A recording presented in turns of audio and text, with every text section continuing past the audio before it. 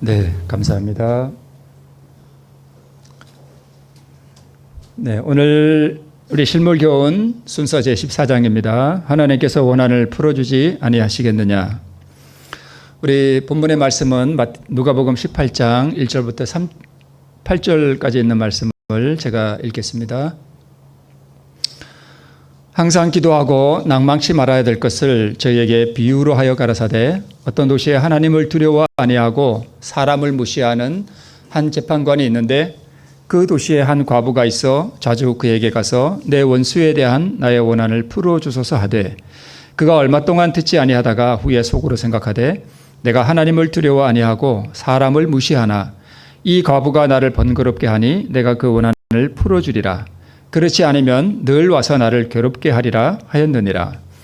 주께서 또 가라사대 불의한 재판관의 말한 것을 들으라. 하물며 하나님께서 그 밤낮 부르짖는 택하신 자들의 원한을 풀어주지 아니하시겠느냐. 저희에게 오래 참으시겠느냐. 내가 너에게 이르노니 속히 그 원한을 풀어주시리라. 그러나 인자가 올 때에 세상에서 믿음을 보겠느냐 하시니라.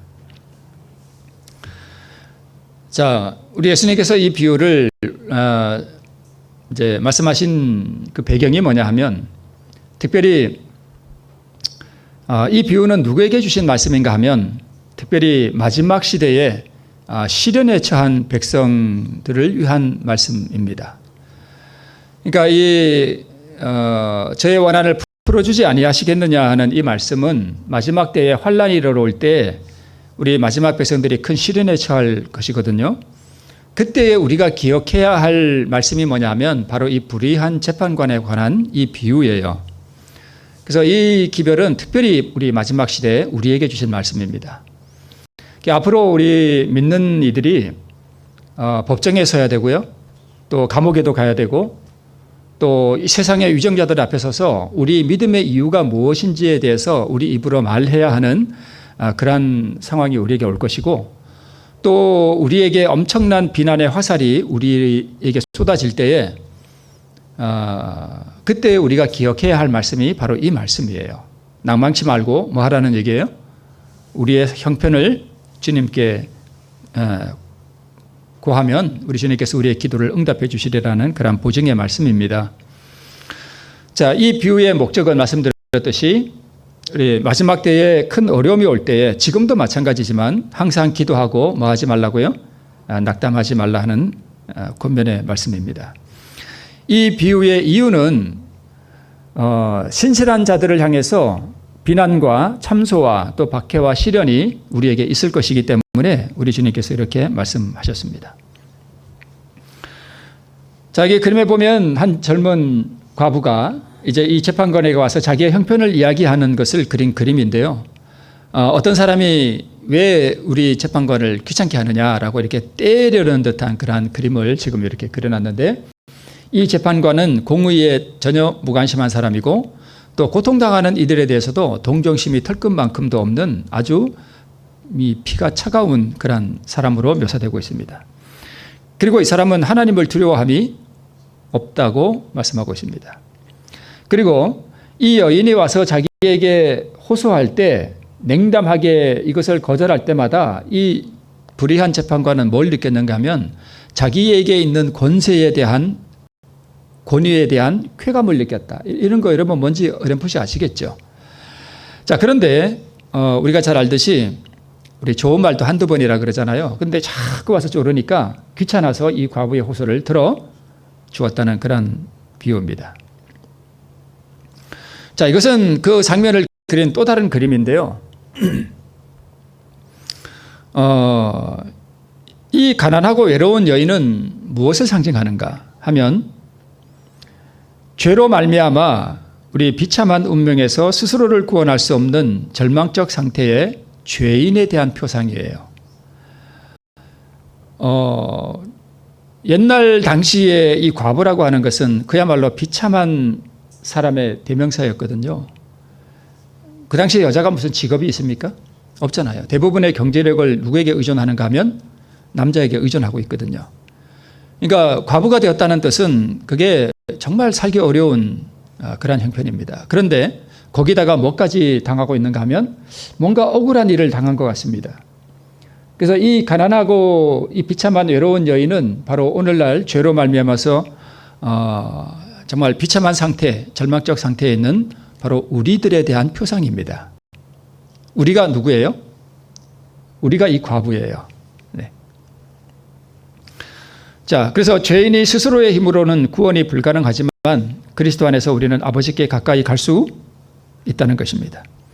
예수님이 말씀하시고자 하는 것은 불의한 재판관이 귀찮아서 이 여인의 기도를 간구를 들어주었다면 하물며 우리 하나님께서는 얼마나 공의로운 분이시냐, 얼마나 자비로운 분이시냐, 우리가 우리의 형편을 가지고 주님 앞에 나갈 때에 우리 주님께서 어찌 우리의 기도를 듣지 아니하시겠느냐 하는 그러한 말씀입니다. 네. 자, 그러면 여기 이 불의한 재판관에게 와서 자기의 형편을, 억울한 형편을 이야기하는 이 과부는 바로 누구라고요? 바로 우리 죄인, 절망적인 상황에 처한 우리의 모습입니다. 자, 이 여인이 불의한 재판관에게 와서 자기의 형편을 호소하는 것은 무엇에 대한 표상인가 하면 우리가 하나님 앞에 나가서 뭐 하는 거예요? 기도하는 것입니다. 그래서 또 우리가 미루어 짐작해 볼 수 있는 것은 이 외로운 여인이 만약에 남편이 있고 또 자기가 억울한 형편을 당하지 않았더라면 이 재판관에게 와서 호소할까요? 안 할까요? 안 하죠. 그래서 오히려 이 여인이 이 재판관에게 와서 호소할 수 있었던 것은, 즉 우리에게 적용해 보면 우리가 우리의 형편을 가지고 하나님 앞에 나가서 기도를 할 수 있는 요소 중에 하나가 뭐냐 하면 우리의 어려운 형편이에요. 우리의 당하는 시련과 고난입니다. 이런 게 있을 때 우리는 오히려 하나님 앞에 우리의 형편을 가지고 기도할 뭘 느끼는가 하면 필요를 느끼게 됩니다. 그래서 때로는 고난이 우리에게 복이 된다는 의미가 그렇습니다. 자, 그런데 직접 나타나지는 않지만 이 여인에게는 또 무엇이 하나 뒤에 숨어 있는가 하면 누구요? 원수가 뒤에 있습니다. 이 여인이 와서 재판관에게 호소하는 내용이 뭐냐면 나의 원수에게 당한 이 억울한 일을 좀 풀어달라는 것입니다. 그러니까 이 여인 뒤에는 뭐가 있는 거예요? 뭔가 알 수는 없지만 이 여인을 내게 무슨 땅을 빼앗아 갔다든가 아니면 가난하니까 이 아들을 종으로 잡아갔다든가 아니면 그런 형편이 있겠죠. 바로 이 원수는 뭘 상징해요? 네, 사단을 상징합니다. 그리고 이 불의한 재판관은 또 누구를 표상하는 거예요? 표상하는 게 아니라 비유에서는 불의한 재판관이지만 우리에게 적용할 때 우리가 죄인으로서 우리의 원수인 사단의 억울한 일을 당했을 때 우리에게 우리의 형편을 이야기할 수 있는 누가 계시다? 네, 예수님이 계시다는 것을 우리에게 말씀하고 있습니다. 자, 그래서 불의한 재판관에게 호소하는 이 과부는 법정에서 재판받는 죄인의 모습입니다. 사실 지금이 조사심판의 기간이잖아요. 그러니까 우리가 사실은 우리가 이 재판을 받는 죄인들이에요. 우리가 지금 재판받고 있어요. 네. 그래서 재판을 받고 있는데 제가 법정을 잘 모르겠습니다만은 검사가 있고 또 변호사가 있고 또 재판받는 죄인이 있고 또 고소하는 사람이 있고 재판관이 있고 막 그러잖아요. 그런데 이제 보통 법정에 가면 검사는 우리의 죄를 자꾸 뭐 하려고 그래요? 들추어내려고 그러죠. 변호사는요, 우리를 감싸주고 변호해 주려고 그러죠. 네. 근데 마치 사단은 법정에서 뭐와 같으냐면 검사와 같아요. 네. 우리를 자꾸 기소하고 그래서 자, 그래서 우리 형제들을 참수하던 자, 곧 우리 하나님 앞에서 밤낮 참수하던 자라고 우리 계시록에 그렇게 기록하고 있습니다. 참소가 뭐냐 하면 참소는 이런 거예요. 여기 어떤 사람이 하나 있는데 이 사람이 잘못한 거, 그다음에 이 사람의 허물, 그다음에 실수한 것들, 이런 것들을 자꾸 뭐 하는 거예요? 들추어내는 거예요. 그러니까 여기 재판장이 있으면 제가 만약에 검사예요. 그럼 여기 죄인이 있다. 그러면 이 사람이 뭘 잘못했고, 이 사람이 어디 가서 무엇을 때렸고, 아니면 누구를 죽였고, 그걸 증명하기 위해서 계속 이 사람의 허물을 들추어내는 거예요. 그죠? 지금 그걸 하고 있는 것입니다. 그래서 우리의 실수와 잘못들과 죄악들을 자꾸 이야기하고 들추어내는 것을 바로 참소한다. 이렇게 우리가 그런 뜻입니다.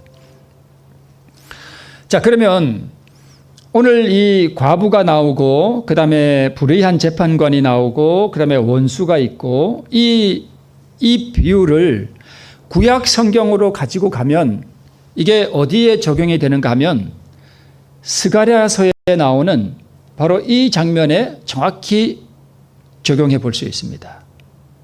네, 스가랴서 잘 아시죠?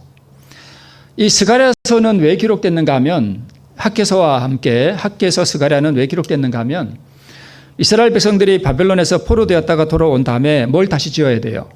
성전을 바벨론에 의해 파괴된 이 예루살렘 성전을 다시 지어야 되는데, 이 백성들이 성전을 짓다가 중단했어요. 어려움이 자꾸 오니까. 그래서 이제 학개 선지자와 스가랴 선지자를 보내셔서 하나님께서 이 백성들에게 뭘 빨리 지어라? 성전을 빨리 지어라 라고 촉구하기 위해서 보내신 선지자가 학개서와 스가랴 선지자예요. 그래서 기원전 520년에 다시 이 성전을 짓기 시작해서 기원전 515년 5년 후에 우리 스룹바벨 성전을 완공하게 되죠. 자, 그때 주신 이 이상 가운데 보았던 한 장면인데요. 대제사장 여호수아는 여호와의 사자 앞에 섰고, 사단은 그의 우편에 서서 그를 뭐 하는 걸요? 대적하는 것을 여호와께서 내게 보이시니라. 꼭 무슨 장면하고 똑같아요. 원수가 이 과부를 억울하게 하고, 이 과부는 재판장에게 와서 호소하고, 그죠? 네. 자, 여기 그를 대적하는 것을 할 때 저 대적이 히브리 말로 뭐냐 하면 사탄이에요. 사탄. 그러니까 참소하는 거예요. 진짜 저기 대적이 그 사탄이에요. 여호와께서 내게 보이시니라. 여호수아가 무엇을 입고요? 무엇을 입고? 더러운 옷을 입고 천사 앞에 섰는지라. 여기 천사는 성육신 하시기 전에 예수 그리스도를 표상하는 것입니다. 그래서 더러운 옷을 입은 여호수아는 누구고요? 과부고, 그 다음에 원수는 사탄이고, 그죠? 네. 그 다음에 불의한 재판관은 의로운 하나님, 예수님을 상징합니다. 사단이 우리의 악행과 결점과 실수와 허물과 실수들을 낱낱이 열거합니다. 실제로 그렇게 해요.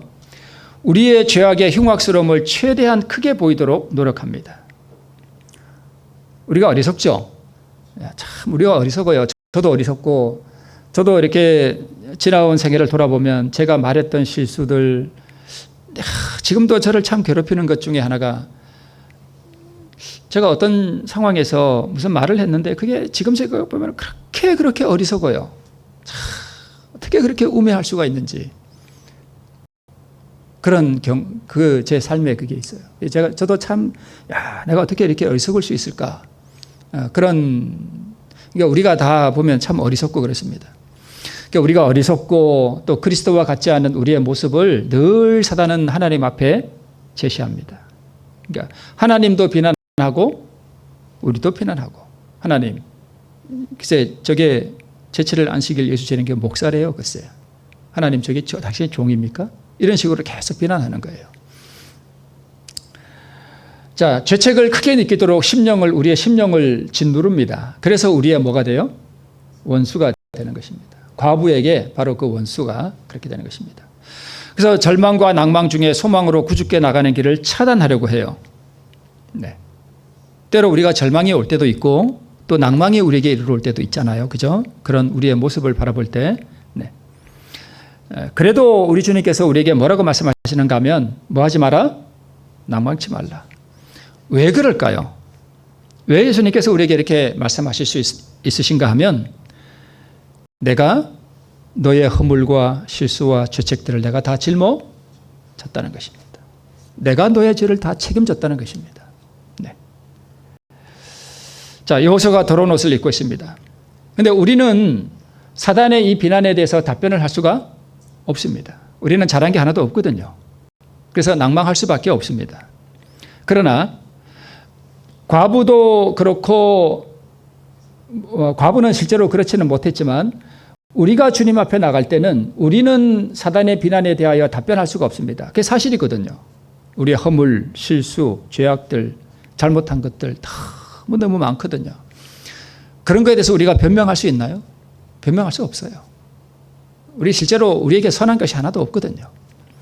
근데 우리가 뭘 의지하여 하는가 하면 우리 구주의 공로를 의지하여 탄원합니다. 주님, 제가 실수도 많고 제가 잘못한 거 참 많습니다. 그러나 주님께서 나의 그 모든 죄짐을 주님께서 지셨습니다. 주님께서 그 죄를 사하셨습니다. 그걸 가지고 우리가 주님께 나가는 거예요. 그죠? 네. 그래서 예수께서는 사단에게 우리가 잘했다고 말씀하시지 않으셔요.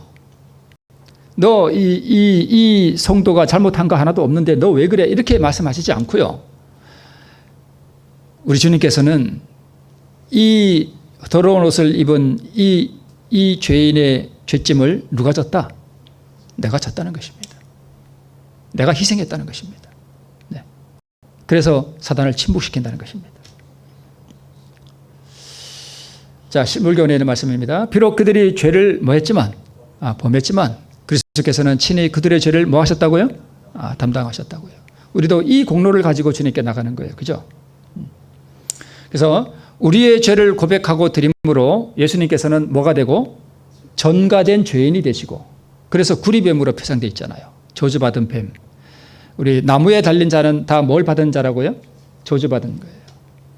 입혀진 죄인 대신 그리스도. 네. 그래서 구리뱀을 쳐다본다는 것은 바로 내 죄를 드림으로 내 죄를 입으시고 전가된 죄인이 되신 희생 되신 그리스도를 바라본다는 뜻입니다. 그걸 묵상하고 그 공로를 의지한다는 것입니다. 우리는요, 그분이 십자가에 달리실 때 옷을 다 뭐해요? 아담이 범죄하고 쫓겨나기 전에 양을 잡잖아요. 그죠? 그래서 하나님께서 그 가죽을 벗기시잖아요. 양은 옷을 뭐 한 거예요? 벗은 거예요. 그 벗은 양 가죽을 누구에게 입혀요? 아담과 하와에게 입혀주시잖아요. 예수님도 상징적으로 십자가에서 그분이 옷을 다 벗기움을 당했습니다. 그 옷 누구에게 주시는 거예요? 예수님이 간혹 들리는 소문에 예수님이 입었던 수의다 그러면서 이렇게 이렇게 떠도는 그런 것도 있는데 그 아무 의미 없어요. 예수님이 실제로 벗었던 그 옷은 아무 의미 없습니다. 그분이 벗으신 옷이 뭐냐 하면 의예요. 그거 우리가 영적으로 입는 거예요. 그죠? 그래서 그분의 의를 입음으로 우리는 전가된 의인, 입혀진 의인이 되는 것입니다. 자, 이게 또 상징적인 그림인데요. 우리가 하나님의 그 심판대 앞에 섰을 때 우리가 이렇게 서 있잖아요. 근데 청바지에 주머니를 저렇게 놓고 있으면 안 되죠. 저 그림은 조금 잘못 그린 그림 같습니다. 상당히 오만하고 방자한 모습입니다. 겸손하지가 않네요. 지금 보니 그러네요. 네. 자, 예수님 앞에 이렇게 섰는데 사단이 지금 뭐예요? 네, 너 언제 뭐 잘못했고 언제 뭐 잘못했고 너 이렇게 죄 지었지? 근데 할 말이 없죠.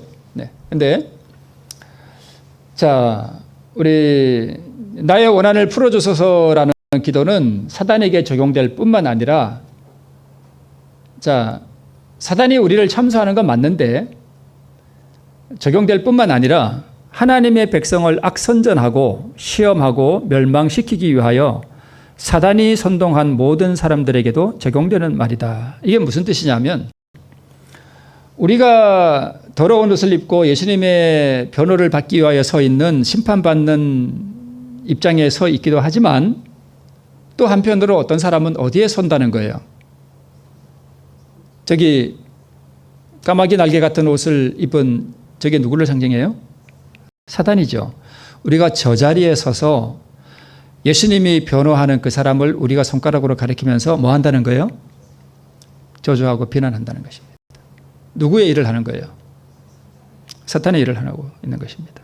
그래서 이 사람은 과부고 이 사람은 원수인데 실제로 사단이 우리를 참소하는 거 우리가 못 듣잖아요. 그죠? 근데 이 땅에서 우리를 참소하는 사람이 있어요. 그죠? 참소하는 사람. 우리의 허물을 들추어내고, 네. 자, 형제의 허물을 들추어서 비난하는 사람이 어떻게 자신의 형편을 주님께 아릴 수 있겠는가? 여러분, 그렇지 않겠어요? 다른 사람의 허물을 들추어내고 다른 사람을 비난하고 욕하는 사람이 하나님께 가서 하나님, 제 원수를 좀 갚아주시고 저를 용서해 주시고 이렇게 말할 수 있나요? 이게 뭔가 아니에요. 이거는. 그렇죠?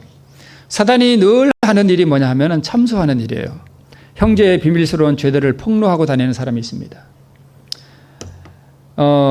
예수님의 육신의 아버지였던 요셉은 자기 정혼한 처녀 마리아가 잉태됐다는 소식을 알았을 때 만약에 요셉이 동네방네 말을 했다면 마리아가 어떻게 돼요?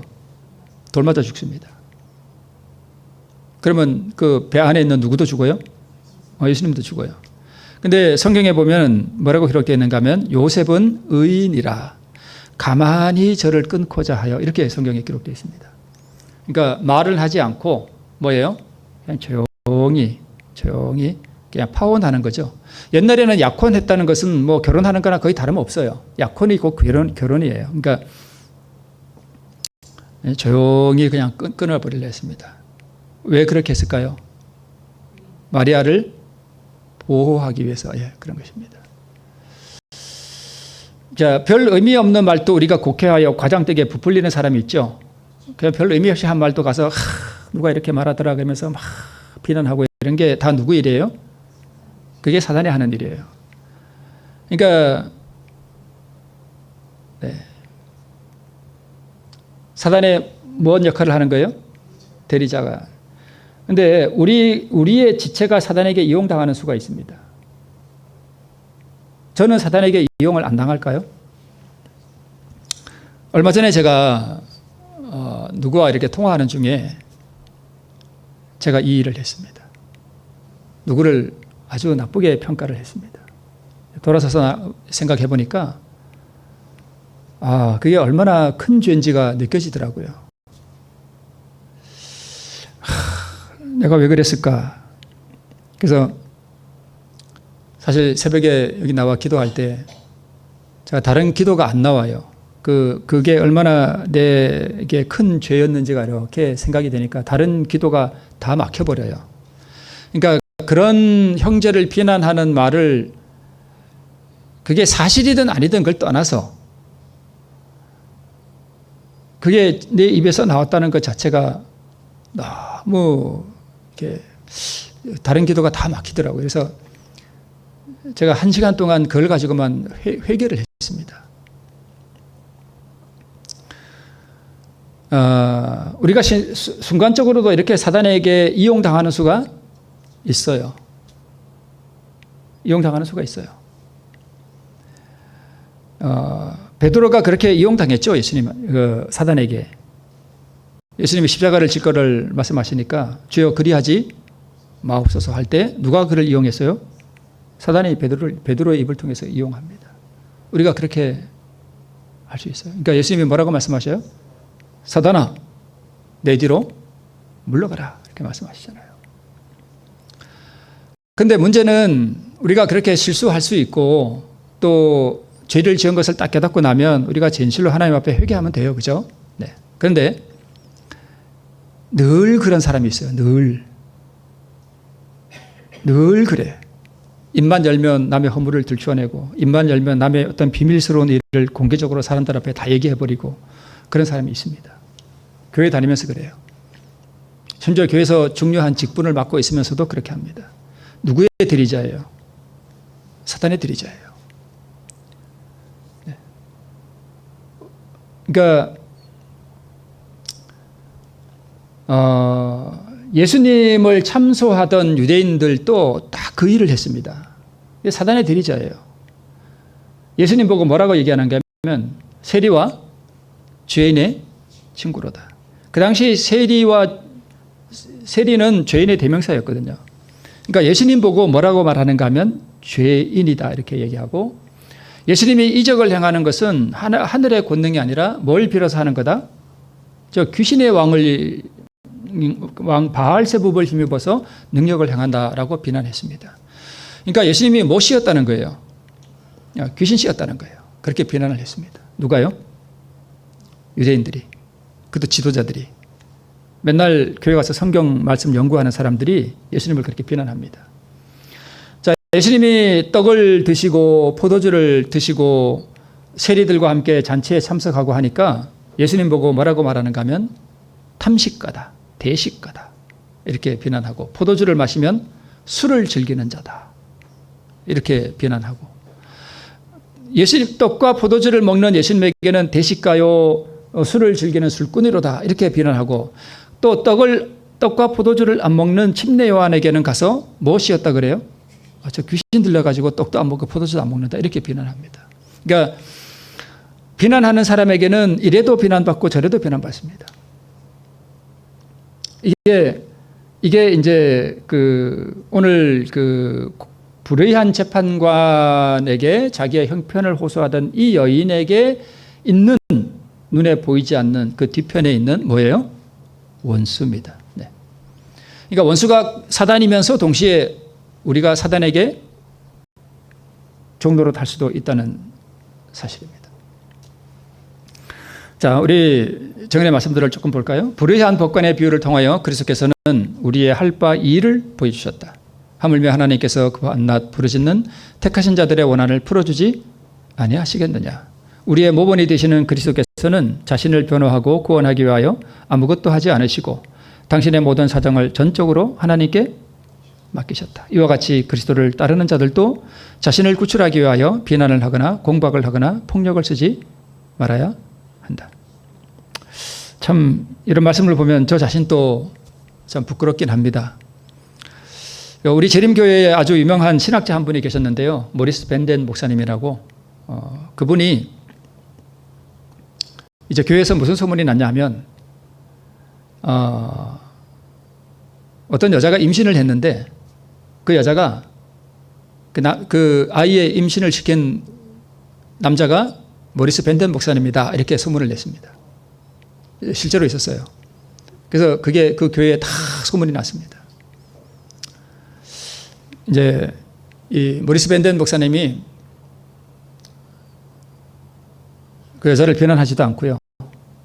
그냥 묵묵히 그냥 참았습니다. 그 정말 어려운 일이거든요.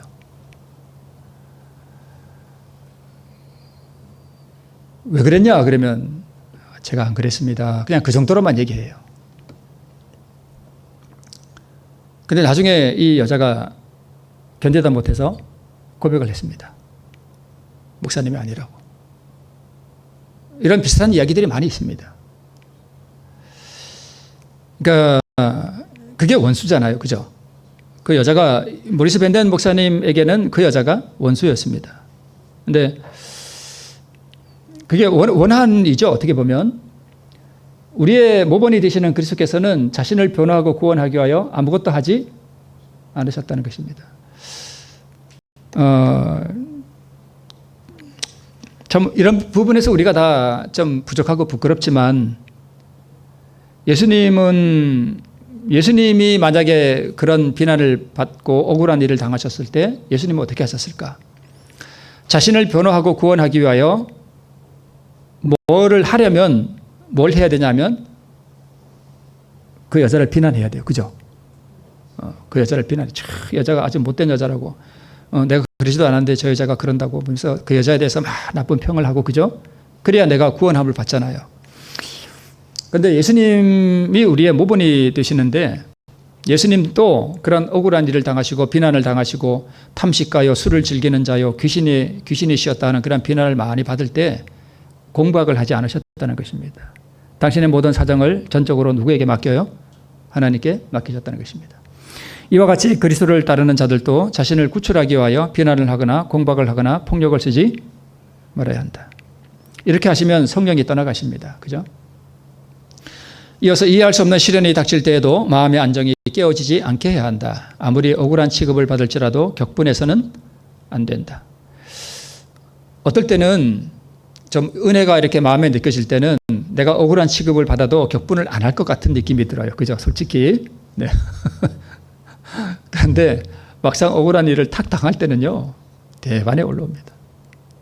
그때가 딱 이걸 굴복시켜야 될 텐데, 네, 그렇습니다. 자, 복수의 정신을 가지면 누구를 해하게 된대요? 자신을 해하게 된대요. 왜냐하면 내 육신적으로도 그렇지만 복수의 정신을 가지는 순간 성령이 나에게 역사를 안 하셔요. 떠나가셔요. 네. 그렇게 하면 하나님에 대한 우리의 신뢰심이 소멸되고 성령을 근심시키게 된다. 우리의 곁에는 군기를 들고 원수를 대적하는 하늘의 사자가 증인으로 서 있다. 그는 의의 태양의 빛난 광선으로 우리를 둘러쌀 것이다. 뭐 할 때요? 예수님의 모분을 따라 행할 때에. 사단은 이 광선을 넘거나 뚫고 들어올 수 없다. 그는 이 거룩한 빛의 방패를 돌파할 수 없다. 자, 신앙 때문에 박해와 모욕을 당할 때에, 또 하나님께로부터 버림을 받은 듯한 느낌이 들 때, 여러분, 우리가 가끔 정말 하나님이 나와 함께 계시는가? 하나님이 정말 내 기도를 들으시는가? 여러분, 우리가 기도를 할 때 처음에 이렇게 기도 자리에 앉으면 기도가 어떻게 시작해야 할지도 잘 모르겠고, 기도가 잘 되지도 않고 그럴 때가 있어요. 여러분 많이 그런 거 경험하시죠? 그럴 때 뭐가 필요하냐면 믿음이 필요해요. 그럴 때 믿음으로 기도하세요. 하나님께서 나의 기도를 들으시고, 내가 정말 이게 뭔가 막막해서 기도가 안 풀어지고 기도의 말이 잘 안 나올 때에 믿음으로 우리의 형편을 그대로 하나님께 아뢰고, 그죠? 주의 영을 구하고, 또 우리가 마음을 주님 앞에 이렇게 모으면서 내 자신을 주님께 드리고, 내 마음속에 하루를 살아가는 동안 내 마음속에서 일어날 나의 이 사탄의 본성이 내 안에 있을 텐데, 그것들을 오늘 주님 앞에 드리는 겸손한 기도를 믿음으로 계속 이렇게 드리면, 우리 경험해 보셔서 아시겠지만, 그렇게 하면 기도가 처음에는 믿음으로 기도할 때, 그렇게 해서 기도가 진행되어 나가면 점점 뭐가 오냐 하면 기도에 힘이 들어와요. 그죠? 힘이 이렇게 들어오고, 기도가 이렇게 힘있게 진행되어 나가는 것을 우리가 알게 됩니다. 그래서 하나님께로부터 우리가 버림을 받은 듯한 느낌이 들 때도 무엇이 우리에게 필요하냐면 바로 믿음이 필요해요. 그래서 이 비유의 마지막 구절이 뭐냐 하면, 인자가 올 때에 세상에 뭘 보겠느냐? 믿음을 보겠느냐? 이렇게 말씀하시는 것입니다. 그래서 원수가 압도적인 수와 힘으로 억압할 이 마지막 때를 위해서 특별히 주신 말씀이에요. 양심을 거스르지 않도록 하라. 마지막 때, 여러분, 마지막 때에 이제 나와 잘 가까이 사귀고 나와 잘 알던 사람이 특히 나를 대적하는 원수가 될 수 있습니다. 그래서 그 사람들이 내가 하지도 않은 말들을 나에게 비난을 막 쏟아내고 막 그렇게 할 때에 우리 속에서 뭐가 올라올 수 있어요? 공박하거나 내 감정으로 대적하거나 이렇게 하기가 쉬울 수 있습니다. 그럴 때에 이 과부처럼 하나님 앞에 우리의 전적인 사정을 이게 드리고, 우리 여호수아가 이 천사 앞에서 그렇게 했듯이 우리가 그렇게 할 때에 주의 성령께서 우리를 보호하시고 그렇게 해주시겠다는 약속의 말씀을 이 비유를 통해서 우리에게 주시는 것입니다. 네. 자, 주님께서는 성도를 결코 떠나거나 버리지 않으실 것이라는 보증의 말씀을 주시는 것입니다. 기도는 전능자의 팔을 움직입니다. 우리가 우리의 생애를 주를 섬기는 일에 바친다면 하나님께서 섭리하지 아니한 처지에 빠지는 일이 결코 없을 것이다. 우리가 어떠한 처지에 놓일지라도 우리의 길을 지도하시는 분이 계시며, 우리가 어떠한 번민 가운데 빠질지라도 우리에게는 확실한 조언자가 계시다. 모리스 벤덴 목사님이 만약에 그 상황에서 그 여자를 비난하거나 또는 그 자기를 구원하기 위해서 그 여자가 잘못됐다는 것을 증명하기 위해서 막 이렇게 사람들에게 이야기하고 돌아다닌다면 하나님께서 이 모리스 벤덴 목사님을 위해서 역사하실 수가 없어요. 네. 두 사람 다 망가집니다. 그래서 그러한 억울한 일을 당할 때에 하나님께 맡기면 그 일을 누가 처리하시는가 하면 하나님께서 처리해 주십니다. 나도 구원받고 그 사람도 구원받고. 네. 우리에게는 동정이 많으신 친구가 계십니다. 우리가 알지 못함으로 인하여 실족하는 일이 있을지라도 그리스도께서는 우리를 버리지 않으십니다. 우리가 잘못해서 실족할 수도 있고 그럴지라도 우리가 금방 회개의 자리로 다시 나가고 다시 그 죄를 반복하지 않기 위하여 우리가 주님의 은혜를 구할 때에 주님께서는 우리를 떠나지 않으실 것입니다. 환난을 당하는 자나 억울하게 학대를 받는 모든 자들은 하나님께 부르짖으라. 그대들은 마음이 강철같은 같이 냉곡한 자들에게서 돌아서서 그대들의 요구를 그대들의 창조주께 아뢰라. 통회하는 마음으로 그분에게 나아가는 자들은 한 사람도 거절을 당하지 않을 것이다. 진정한 기도는 하나도 허지로 돌아가지 않는다. 하나님께서는 거룩한 찬양대의 우렁찬 찬미 소리 중에서도 가장 연약한 인간의 부르짖는 소리를 뭐 하신다고요? 들으신다. 하늘의 천사들의 찬양대는 정말 우리가 천사의 노래를 한번 들어보면 영원토록 그거 못 잊을 거예요. 너무 감동이 돼가지고. 그 하늘에 떠나갈 듯한 그 거룩한 찬양대의 우렁찬 찬미 소리 중에서도 우리 주님께서는 뭘 들으시는가 하면 이 땅에 억울한 일을 당하거나 시련 가운데 있는 가장 연약하고 절망적인 상황에서 간절한 탄원의 기도를 올리는 한 연약한 성도의 기도를 뭐 하신다고요? 들으신다고요. 우리 이러한 위대한 자비하신 창조주, 전능하신 창조주가 계신데 너희는 낭망하지 말아라 하는 것입니다. 우리가 골방에서 우리의 마음의 소원을 쏟아놓을 때나 길을 가면서 묵묵히 기도할 때에도 우리가 올리는 기도의 말이 우주의 임금님의 보좌에 상달된다. 이러한 기도가 비록 인간의 귀에는 들리지 않을지라도 그것이 우주의 침묵 속에 사라져버리지 아니하며 바쁘게 돌아가는 업무 때문에 허지로 돌아가는 일도 없다. 아무것도 심령의 소원을 묵살시킬 수 없다. 심령의 소원은 거리의 소음과 군중의 소리를 벗어나 하늘 조정에 상달된다. 우리는 하나님께 기도하는 것이므로 우리의 기도는 들어주시는 바 된다. 네. 자, 이어서 밖에서 오는 사단의 권세가 있고 안에서 역사하는 사단의 권세가 있다고 우리 기록하고 있는데요. 우리는 밖에서 오는 사단의 권세에서 구원함을 받기 전에 먼저 안에서 역사하는 그의 권세에서 구원함을 받아야 한다. 지금 이게 무슨 얘기냐면 이 과부에게 원수는 어디 있었어요? 밖에 있었죠. 근데 원수가 어디 있다고요? 또 안에 있는 원수가 있다. 그러니까 과부 안에도 원수가 있다는 거예요. 무슨 뜻인지 금방 이해가 되시죠? 제가 그렇게 많이 말씀드렸던 자아예요. 마귀 본성. 네.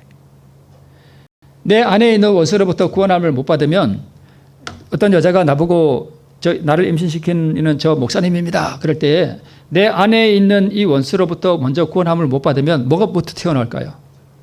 네. 그게 튀어나오겠죠. 그래서 이 안에부터 먼저 정복되어야 밖에서 오는 원수도 정복할 수 있다는 것입니다. 그걸 말씀하는 것입니다. 네. 굳이 뭐 제가 길게 말씀을 안 드려도 무슨 뜻인지 여러분 잘 이해하실 것입니다. 그렇죠? 저거는 밖에서 오는 권세, 이거는 안에서 역사하는 사단의 권세, 원수죠. 네. 그래서 우리에게 시련을 허락하시는 이유는 우리가 그리스도를 알게 하시기 위함이고 우리로 하여금 깊은 갈망을 갖도록 하기 위해서 이렇게 하신다는 것입니다. 그래서 우리로 하여금 우리 자신도 알지 못했던 결점과 약점들을 드러내는 위치로 우리를 이끌어내셔요. 네. 자, 우리가 만약에 새벽에 하나님 앞에 나와서 간절히 기도하고 우리 자신을 주님께 드린다. 그 참 좋은 기도죠. 그런데 우리가 변화되는 것은 그때 변화되는 게 아니고요.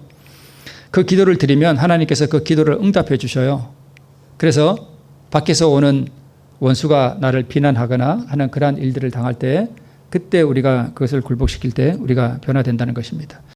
만약 그때 우리가 그것을 통과하지 못하면 또 다른 시험이 우리에게 또 주어져요. 그러면 두 번째 시험에서도 우리가 이겨야 돼요. 네. 죄악이 성행하는 마지막 위기의 때에 하나님의 율법이 무시되고 성도들이 박해와 멸시와 비난을 받을 때 이 작은 세계를 위해 무한한 희생을 치르신 주께서 당신의 백성에 대해 가장 깊은 관심을 가지고 계시며 우리의 기도에 귀를 기울이시고 계심을 믿으라 하는 것이 이번 이표의 요점입니다. 낭망하지 말고요. 우리의 형편을 주께 아뢰면 그분이 우리의 기도를 들으시고 우리를 보호하시고 지키시고 구원하실 것이라고 하는 보증의 말씀을 우리에게 주십니다. 이 은혜로 언제나 승리하시는 우리 모두가 되시기를 바라면서 말씀을